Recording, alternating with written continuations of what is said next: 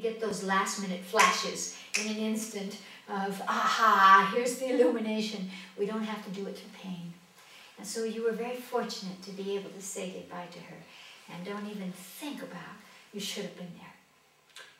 Because you shouldn't have. And what's wrong when many people don't want you leave, you don't want, like my sister, there's many people don't want she's yes. What's happened with her, with his soul? Yes. Well, the soul is always free. The soul is always free.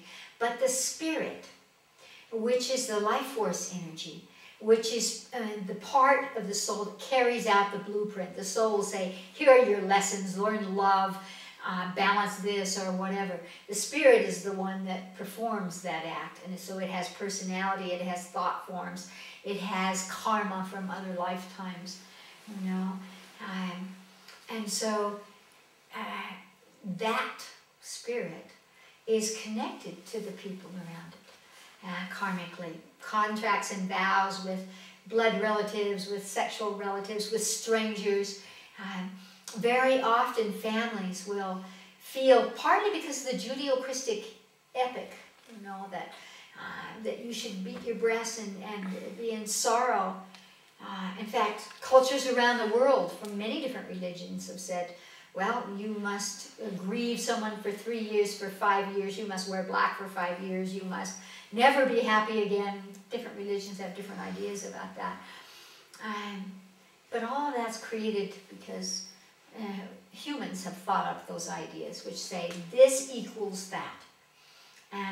But of course, outside of time and space, in pure divine energy, all of that is just silly human conversations. But the spirit can be entrapped by our longing. When we don't let go, when we suffer for them. First of all, we suffer because we don't have clear spiritual consciousness. We are not honoring the power of a person and a person's spirit to say, I'm done now. This is what I can do in this lifetime and I'm finished. We don't know what they're balancing.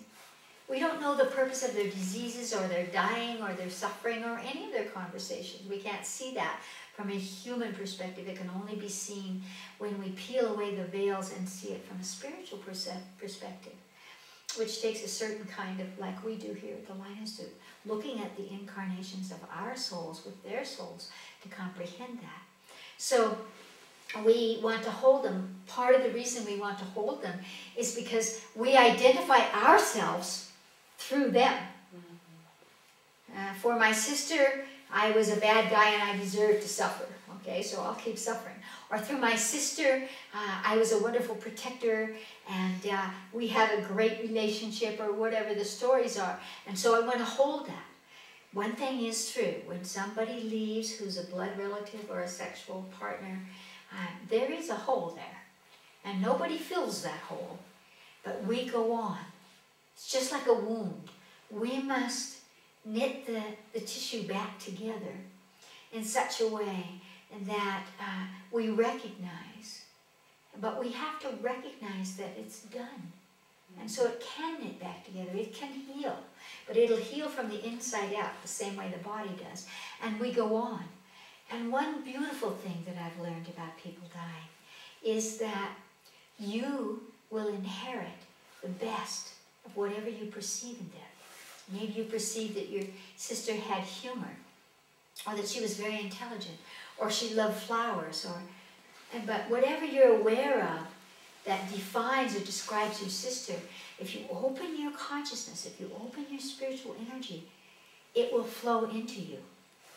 Because that is called psychogenetics. We inherit from each other. And so, no matter how long it's been since she's died, it would be great for you to do a little meditation with yourself and think about the aspects of her that you most love. And then really allow those energies to come into your body.